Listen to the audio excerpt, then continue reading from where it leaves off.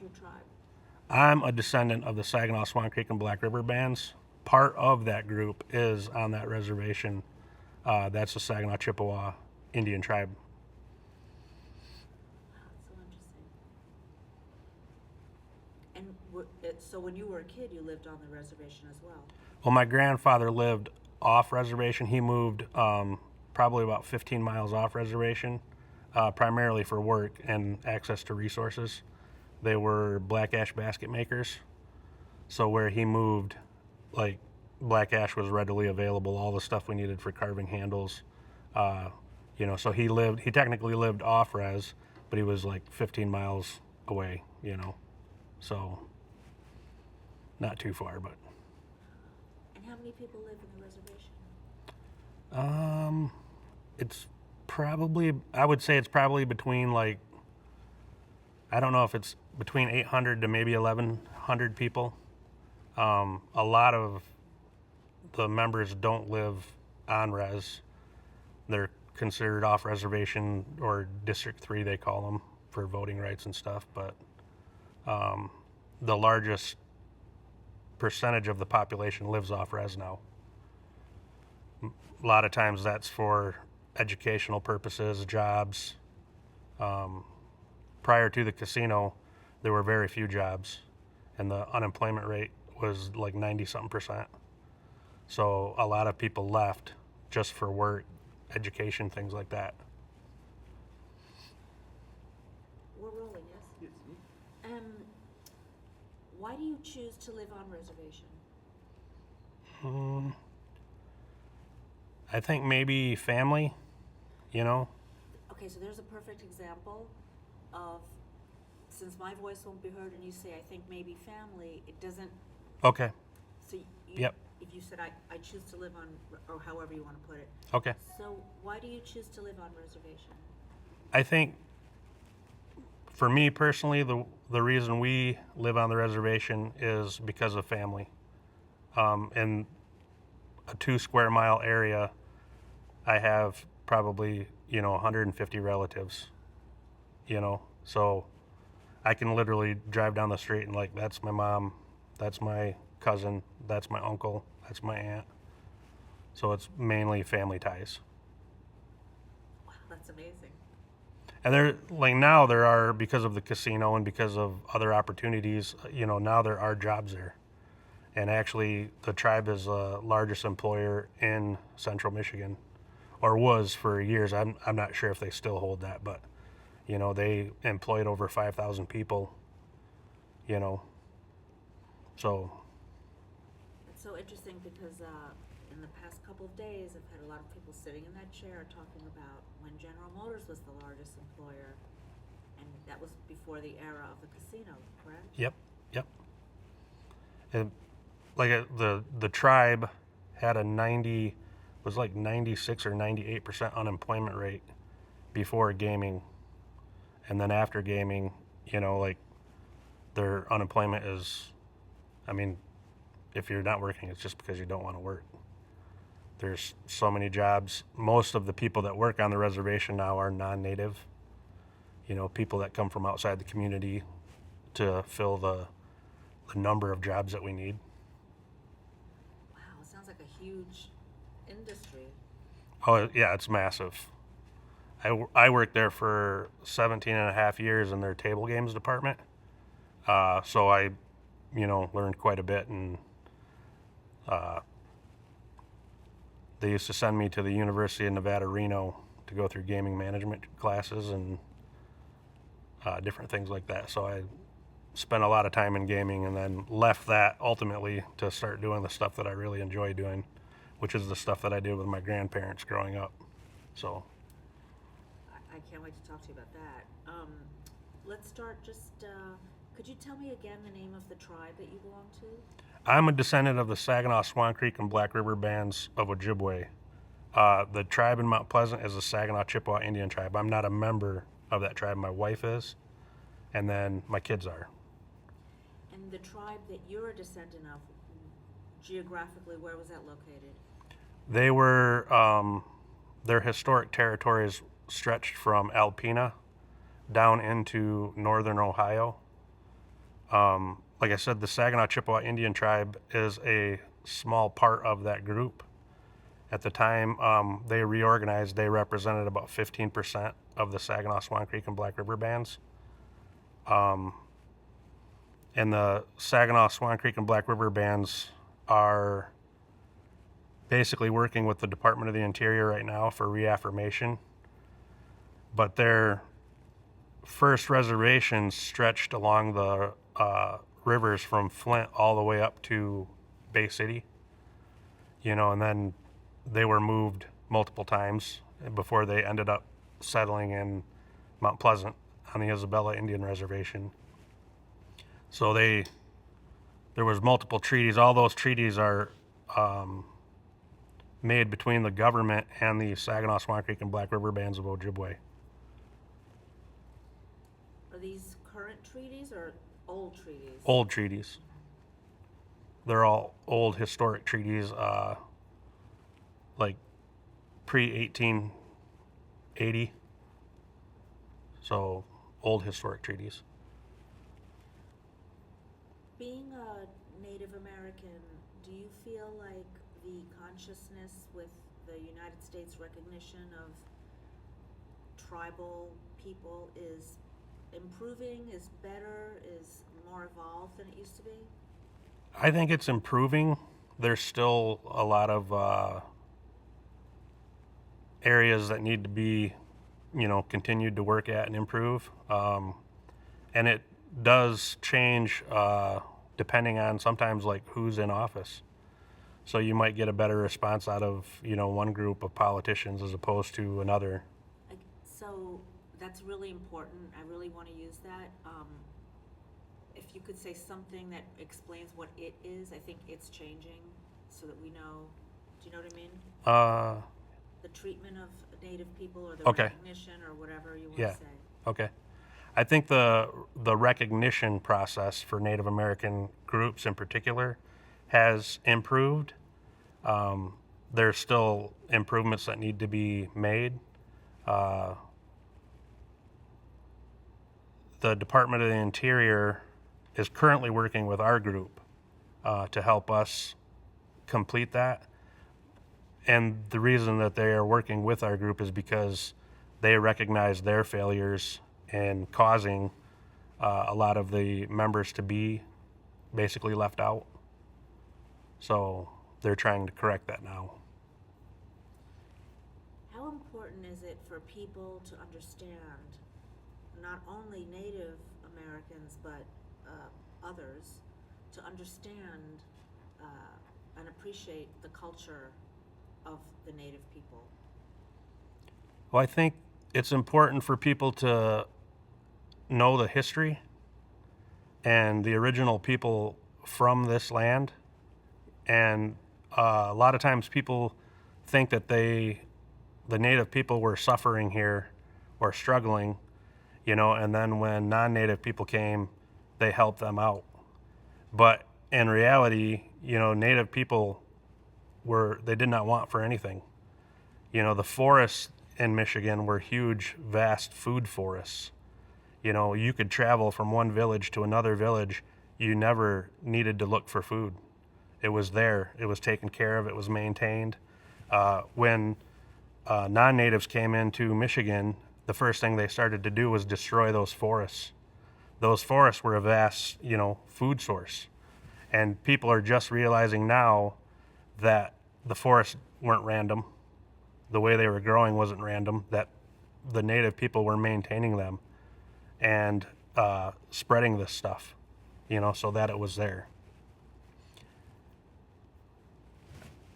I think a lot of people have this, I don't know, I guess maybe in school we learned about like the Pilgrims came and the Thanksgiving happy exchange was really the first thing you ever hear about Native people. It's kind of glossed over, and some of it is misrepresented too.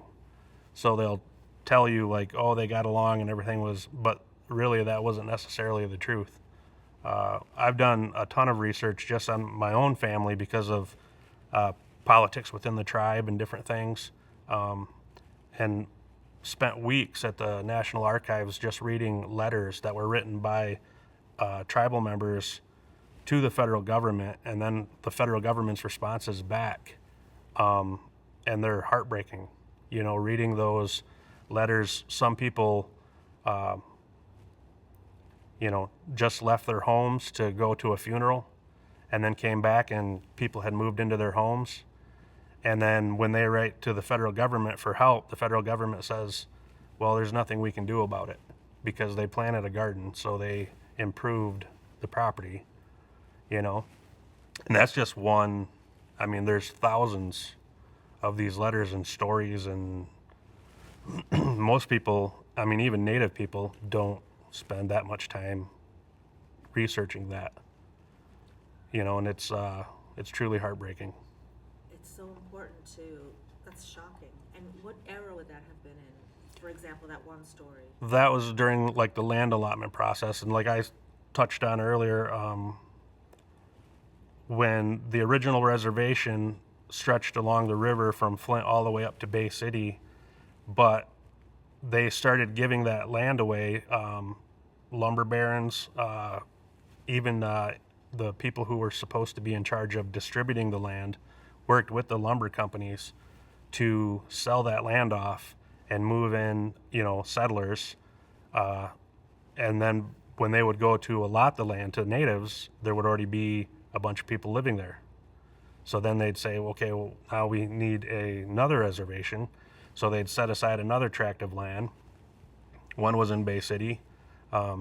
Same thing happened there. It happened 4 times.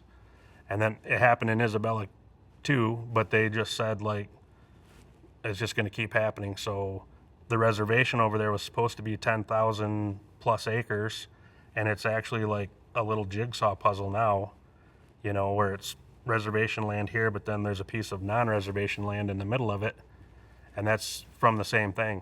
The lumber barons would make agreements with the Indian agents, you know, to get the lumber off the property and or to take ownership of the property when they could.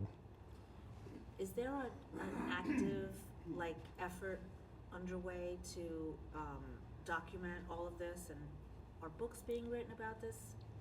I don't know of any active, you know, programs or groups. We researched that primarily because of the problems we were having with the federal government and the Saginaw Chippewa Indian tribe. And then, you know, it led us to push for the reaffirmation of the historic Saginaw, Swan Creek, and Black River bands of Ojibwe. And we have presented all of that information to the Department of the Interior, you know, so they are aware of it, and they are talking with us about ways that it can be fixed. But that could be, you know, I don't know how quick any of that will move, so it's always slow. I know, it's already been 200 years, you know. Yeah. How important is it for the young people in your tribe or in any native tribe to know the history and to know, like, to have a sense of identity? I think it's vitally important for Native youth to participate, practice their culture, even language. There's been a huge resurgence of both of those things. Like, when I was a kid growing up, we would go to powwows. There might be maybe 20 people that danced at a powwow. And now if you go, there are hundreds. And people are slowly returning to the language, and there's been a huge push by the tribal college, you know, and even just a lot of people in the community to recover and save, you know, the traditional language. I'm not a fluent speaker. My grandfather, when I was growing up, would speak to us sometimes, you know, words, but I never picked it up fluent. But if I'm around people who are speaking it, I know what they're talking about because I can pick up enough words to, you know, understand what they're speaking about. So It seems so important to keep that culture alive. my wife and I are trying to learn more, and then our kids, and kids pick it up even better. So our kids, like they were actually taught that in school. So they, maybe it comes a little easier to them, because of that. And then hopefully they'll continue to keep pushing that in the schools and then into the colleges, which they have, in Mount Pleasant. You can take it at the travel college or even Central Michigan University, and when I was young, you couldn't do that. I can imagine that in a couple of generations past, the way all kids like to assimilate and be like everybody else, that maybe there wasn't a sense of pride of being a Native American, and it wasn't, you didn't see representation anywhere. Can you talk a little bit about what you've seen in terms of that, of feeling pride, and do you see that changing, and is it a good thing? What's happening? I think definitely, especially after the Indian boarding school era, there was, almost a shame. They were taught not to respect the culture, the language. They were punished for speaking it. So for generations, like my grandfather's mom and dad both spoke fluent Ojibwe, but they would not teach their kids because they didn't want them to be punished. My grandfather, like I said, still picked up a lot of words. But even when we were kids, a lot of Native people, like when we'd go to those powwows, they wanted to dance, they wanted to participate, but they almost felt like they were doing something wrong. And a lot of them were told, that went against the church. So if you were practicing your culture, if you were practicing your language, you weren't, being a good Christian. So it really was like a shame for them to practice their culture. That is slowly, especially in the younger generation, that is like almost disappearing. And now they're returning to the culture, they're returning to the language, starting to pick up a lot of the old traditional crafts. My wife and I teach, and we, for years, like nobody wanted to learn. And now we constantly have people approaching us, like, I want to learn, and they're younger and younger kids. I've been working with some kids who now are probably about 15, 16, but I've been working with them for 4 or 5 years, teaching them, native beading techniques, leather working techniques, even things like how to pluck a porcupine, stuff like that. And they love it. Once you start doing that with them, the look on their faces and just the sheer enjoyment is like amazing. It's truly amazing. It's so great. I mean, it must be fantastic to discover that your heritage has a meaning, that it has an identity. It was a process for me too to learn that. When I've done most of these things my whole life with my grandparents, my aunts, uncles, family, but I was always kind of cautious about teaching other people or sharing because I didn't know, like, am I being judged or am I doing this wrong? Or I didn't want to, I guess be ashamed or, but once my wife helped me with that and she said, we need to do this, for us. And when I started doing it, I saw right away the first group of kids that her and I worked with, it was like, just unreal. And since then, now, like, people will call me. Sometimes it's a college, sometimes it's a museum, sometimes, and they say, well, we want to have a teaching on this, or, could, like, a lot of different things. And the kids, like, are so drawn to it. It's amazing. I taught non-native kids. I taught at a STEM class in Mount Pleasant how to pound black ash logs. These kids were like, they're supposed to come to me in groups of like 20, and each kid had a place they were supposed to be. Once I started pounding that log, there would be like 150 kids around me, and Then I'd let them like pound it too, and they just absolutely loved it, And even my wife couldn't believe it, because when you're doing that with native kids, you expect that connection. When you're doing it with non-native kids, you kind of wonder, like, how is it going to, reach them? But it does. They love it. I was going to ask you about that, because it's so great that native kids are finding meaning in learning about their heritage. And then I was going to ask you, but you sort of started to answer that do non-native kids find that culture cool? And I guess they do. They're quite drawn to it. Like even we've had exchange students from all around the world, and my family actively participates in like ceremonies, powwows. So we'll take them, and they are just amazed.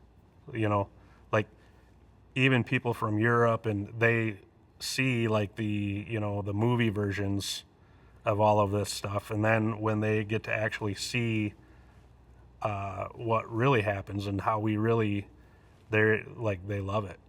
They're just amazed. Before I ask you what you do and what you teach, can you tell me what that is? The pounding of the log. What is that? Black ash logs.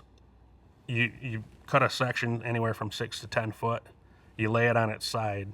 You make a notch, 2 notches in the end of it to start, and then you pound along those notches all the way down the log back and forth, and the growth rings from the tree will spring up. They're connected by fibers which look almost exactly like Velcro, and when you pound them, you break those fibers up. The growth rings come up, and then when they come up, you can actually split them lengthwise, and on the inside they look just like silk. And then you can weave those into baskets, all kinds of stuff. I grew up doing that with my grandparents. My grandpa's family is basket makers as far back. My brother traced our family all the way back to contact, and they've all been basket makers. Could you tell me what contact means? When the missionaries first started to come into Michigan. If you could say contact is when missionaries, and can you Okay. tell me what year that would be, so we know? I'm trying to. Approximately. Contact would be when missionaries first started to come into Michigan. I'm not sure if that was early 1700s. It had to be pretty, close to around there. My brother actually, quite on accident, stumbled upon 2 missionary drawings of my grandfathers, 2 of my grandfathers, at an antique mall. And he took them and had them, verified for authenticity and stuff. And they were actual missionary drawings from, crazy. So Nachagami, who's one of the most famous chiefs in Michigan history, was one of them. And he was, sketched by a missionary. And my brother found that in an antique mall. God, that's amazing. Yeah. Crazy that he found it of all people, but Contact is not I'm guessing it's not a positive moment in your history, or am I wrong about that? oh, contact definitely had a lot of consequences, I guess. A lot of them maybe even unintended. The spread of disease, and back then they didn't realize when they went to meet. Well, first they didn't realize, when they went to meet these groups, that they were spreading disease to them, or making sure that they weren't sick when they went to go meet with them. So a large percentage of the native population died because of disease, and the spread of disease. I don't know that there was, a single family that wasn't touched by that, so. And obviously there's technological advances, and things that changed the way Native people did certain things, that made some things easier, you know. So there's probably pros and cons, but you know, the cons were pretty heavy. So, and another big thing was the church. You know, the churches had a lot of impact on tribes, and you had areas where the churches did, you know, pretty good for the tribes and did right by them, and then there's areas where the churches, you know, didn't, depending on just basically who was in control of what area. So Well, I think it's amazing to study this and make people aware of it. Can you tell me what you do for a living? And yeah, let's start with that. I kind of consider myself maybe like a jack of all trades. I grew up with my grandparents, started, you know, making black ash baskets. So from the time I was a young kid, as soon as I was big enough to swing an axe, I was pounding logs, you know, going to the woods with my grandfather and harvesting timber. My grandpa used to carve totem poles. So we would carve totem poles. There was a time period where I was a drum maker and I just made drums, you know, and existed just off that. And then I started doing beadwork with my grandmother when I was about 13. And I've always done that throughout my life, primarily just for family, making regalia for my kids, you know, cousins, aunts. And that just kind of turned into its own thing. I never did that thinking like, oh, I'm going to do this to make money. But it just kind of became its own thing. And from there, I learned to do various forms of quill work. I like to learn new things, so every time I have an opportunity to do something different. Ron Paucan, I started mentoring with him 8 years ago. And originally because he made birch bark canoes. And my grandfather used to always talk about building birch bark canoes, but I never got to build one with him. He never, you know, we never made that a priority. When I met Ron, he was going to retire. And I said, well, you know, if I worked with you, you know, would you, you know, keep doing it? Because I'd really love to learn. So he talked with his wife. She let him continue. And him and I have been working together for the last 8 years, building birch bark canoes.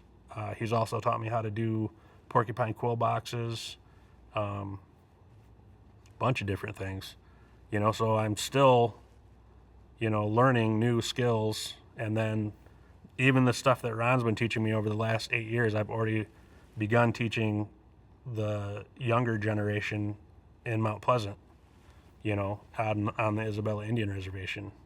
And my hope is, like, within the next couple of years, to bring the canoe building back there and start teaching, you know, the youth from there how to do that, and then, you know, have another set of canoe builders or, you know, people that can pass that on. And why is it important to pass on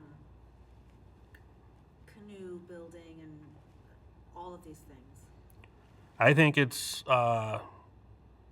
important to pass on all of our culture and even the craft, what people call craft, because it's all interconnected. You know, the language, the craft, the dancing, all of it is interconnected. And the kids need that. It gives them purpose. It gives them, you know, almost like a grounding, like roots, you know, and ties them to their community. Why did you decide to participate with the Sloan Museum's project of, you know, I don't know how to describe it really. They're explaining things about Flint and the surrounding area. I think the biggest reason I wanted to be a part of this project was so that we're telling our story instead of it being a historian who's studied it from books. I wanted it to be like somebody who actually does this, somebody who lives this, you know, and by sharing this, not just with the native community, but with the entire, basically, state of Michigan,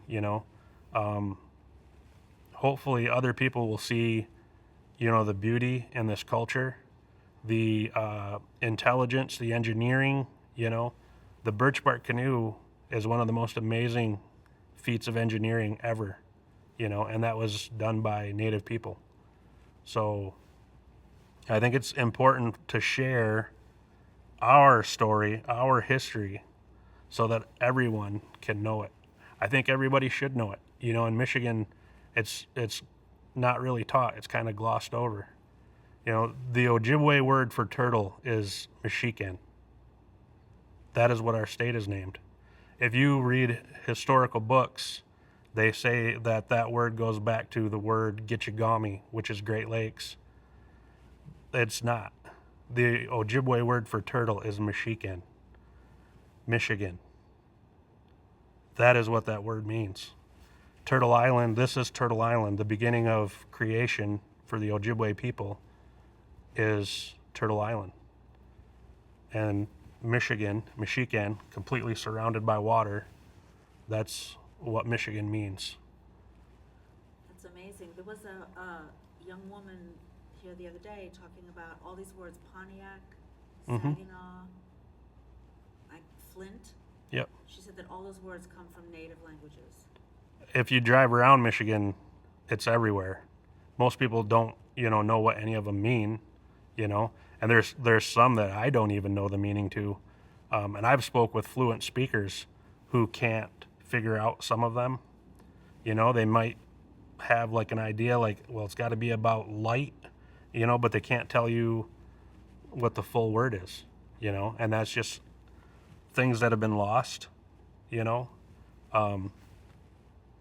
but people now, and especially like knowledge holders from different communities, are getting together and they're starting to put those pieces back together and, spreading more knowledge so that more people know it instead of one person being the key, everybody can share in that. So I think it's something like in the next several years, I think, it's going to become even more prevalent and, hopefully more people will learn from it, Definitely.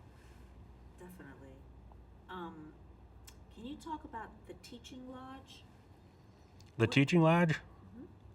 The teaching lodge that we built in the museum is, it's a half of an actual lodge, which was kind of crazy to do. But the lodges, our lodges in the wintertime, that is where we did all of our teaching. The winter was obviously because of weather and, lack of daylight, you weren't outside doing as much. So the winter in those lodges became when you would do all of your teaching, and storytelling, sharing even your family history, stories about like your community, maybe even stories about war or, could have been about a lot of different things. But the lodge is a sacred place. It's, I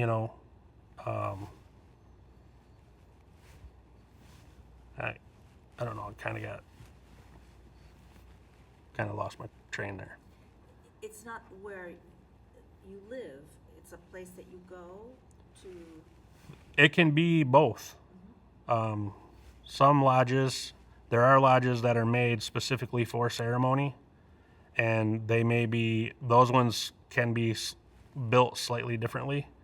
Some of them have open roofs and, like ceiling on them, so that you can see the stars and the moon and stuff while you're teaching, and they call those ones specifically like a moon lodge or, so there are different lodges. The one that is built in the space would basically be almost similar to like except for it's big, made to accommodate more children, but that would be similar to a single family dwelling. And then that same lodge, they didn't have like a set size or a set number of poles.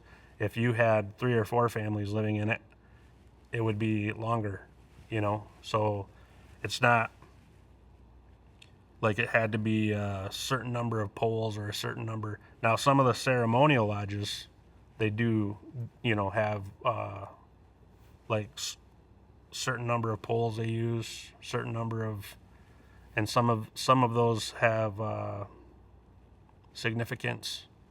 There are different things like the moons, the number of moons. There were like basically 13 moons on an Ojibwe calendar. So some of that stuff is represented in the lodge building. And I'm assuming you built half so it could be, so people could see Yeah. what goes on inside. Can you talk about the materials you used? Are they like traditional? How did you construct it? The lodge itself is made out of maple saplings. And, traditionally outside you would dig holes and then you'd put those maple saplings about 3 feet into the ground. And then when you bend them over, you're forming a bow. And the strength of that bow is what gives the lodge its strength. And we were bending these ones in here, and because it's not in the ground, we were having to hold them. It picked me right up off the ground with a ladder, 2 guys were pulling on my legs. Like, there's a lot of strength.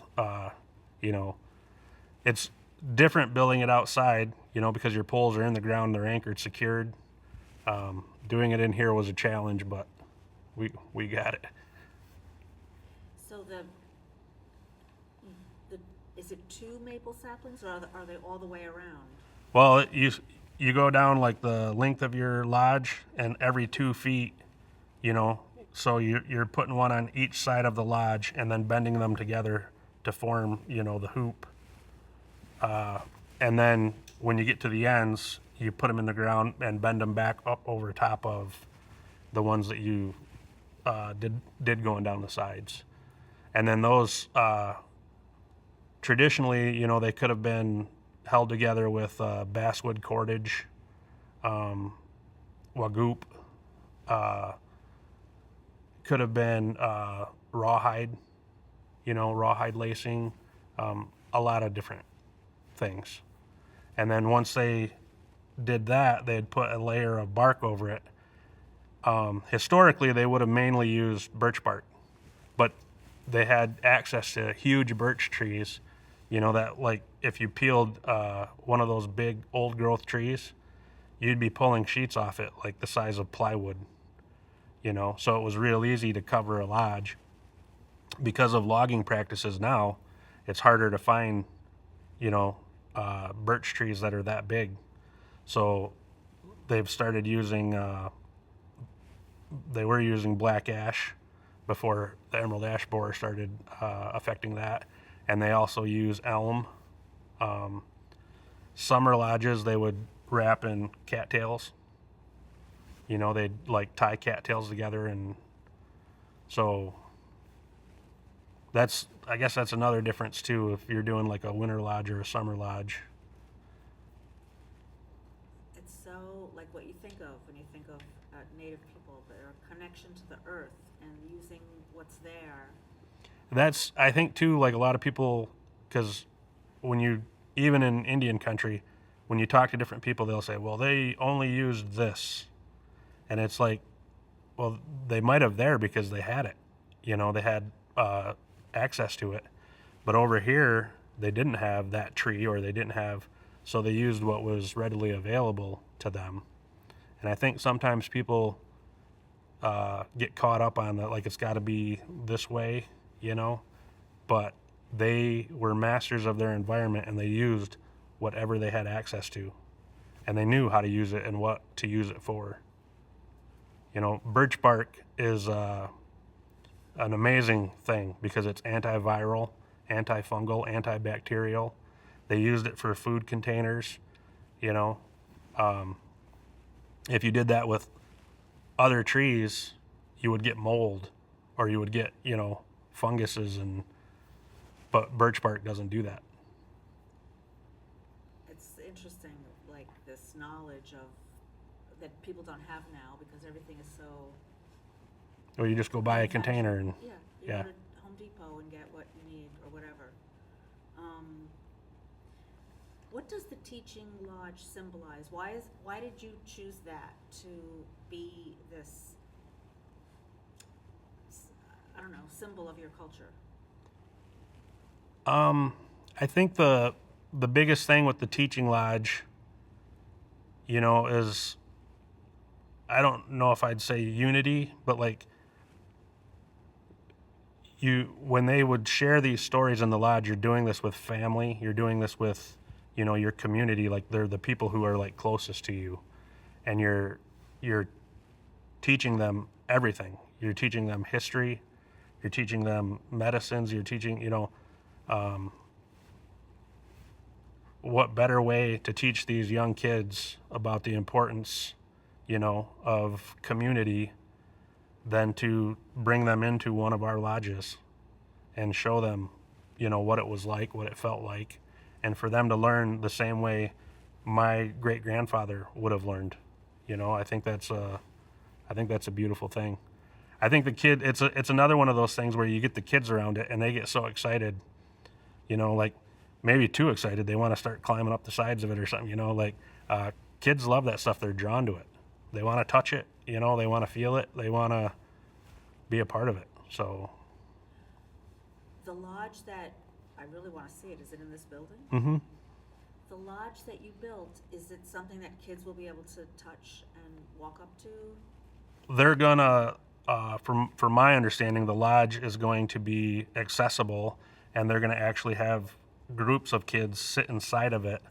The back part of it is open, so that they will be able to see the display cases that run along that back wall, so that while whoever's instructing them while they're doing that, they can actually show them, you know, the pieces and what they're talking about, instead of just talking about it and them trying to.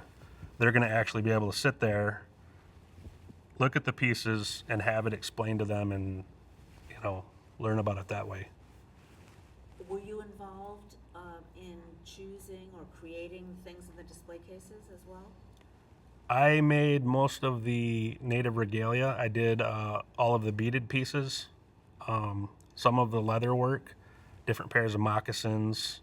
I think I made like 3 or 4 different styles of moccasins, and then leggings, and a pair of porcupine quilled moccasins on brain tanned hide, and so most of the regalia pieces I made. What is regalia? Regalia is like our traditional dress, clothing. It can vary quite a bit. You know, even that's another thing I think, like, people get caught up on, like, well, they only had this kind of moccasin, and they actually had different styles of moccasins, you know, and different styles of dress. And they didn't wear the same thing year round. They had, you know, winter clothing, they had summer clothing, you know, and they varied quite a bit. And the way they adorned them varied a lot. You know, native women especially, you know, a lot of adornments, shells, you know, I mean, they like to dress up, you know, so. Just like women today? Yep. That's awesome. You must be very excited for this exhibit to open. I am excited. I'm really looking forward to it, and I'm kind of excited to bring my kids. And then while I've been doing the regalia pieces, I've been sharing a lot of that process online, social media. So a lot of people have been like watching me make these, and they've been asking, you know, like, well, what are you doing this for? And some people want, you know, because they wanted to maybe purchase them or whatever. And I explained that I was doing it for this, and that it was going to be used for teaching. So a lot of people are like, well, when are they going to open? And when, you know, when am I get text messages all the time from people. Are they open yet? No, they're not opening until this summer, you know. And so hopefully they'll have a good response, you know, when they open, and last year I did art exhibit, was part of an art exhibit in Muskegon Museum of Art. And that's the first time they've ever done anything like that. And the people who run the museum, they're like, that's the biggest response we've ever had to an exhibit, and it was all native art. It seems like, well, obviously it's a long time coming. But do you feel, you must feel so proud that there's so much interest in this that you always recognize as being very important, but that people are loving. How does that make you feel? It makes me feel really good that people, are coming back to it, and that people now are wanting to learn more and more. It makes me really proud. Like, I think about my grandmother and my grandfather and all the stuff that I did with them when I was growing up. And they struggled at times, and because of the stuff that they've taught me, I'm not struggling. I'm doing very well. My kids are doing really well. And it is really because of everything I learned from them, growing up. So it makes me proud. I hope, that my grandmother and my grandfather are looking down and that they're proud of what I'm doing. So that's my hope. I'm sure they are. What about to see that, Caucasian people and African Americans and all these other different types of people are also taking such an interest? That must make you very proud as well. Yeah, I think that there are so many things that we can learn from each other, and one of the biggest things is living with the land. There's too much stuff that's done with no consideration to the land. The rivers were a huge food source. And, a lot of them now you can't even eat fish out of because of all the pollutants. And, we need that connection to the land back so that not just native people, all people can realize that we had all the medicines we needed. We had all the food we needed. It was all here. And it was destroyed, by arrogance and ignorance. But we can rebuild it. I was in the rainforest in Guatemala in Tikal, and the guide told me that he said every medicine needed on Earth can be found in this jungle. Yep. That's how it was here. There was no sickness, no illness that they didn't have a medicine for. If you read historic accounts when they first met like native people, they talked about how healthy they were, how nice their teeth were, like they went on and on about how basically beautiful they were, and then, instead of trying to figure out why that was, it was, well, we can destroy all this for money, so hate to be negative like that, but It's the truth, and it's so fantastic to counter that with your narrative, which is so positive and life affirming, really. it's like, for us, it's called like Bemadzwin. It's like living in a good way, and it's not always easy. You're not going to do it all the time, but like I have to remind my wife sometimes, and sometimes my wife has to remind me, like, we can't fix everything today. We can only do what we can do, and we just do that, and then we keep pushing forward, and like I said, sometimes you get upset or you come from an emotional place, and then my wife will say, we can't be that way. And then sometimes I have to do it to her. It's just kind of like a gentle, nudge for us to stay on track. But I think we're getting there, and our kids are getting there. There's been, the response from all the youth is amazing. So I have huge hope that things are going to get better, and that things are just going to continually improve. That's great. Can you say that word again? Bemadswin, like living in a good way, with your, not just with people, but also with your environment and everything we do.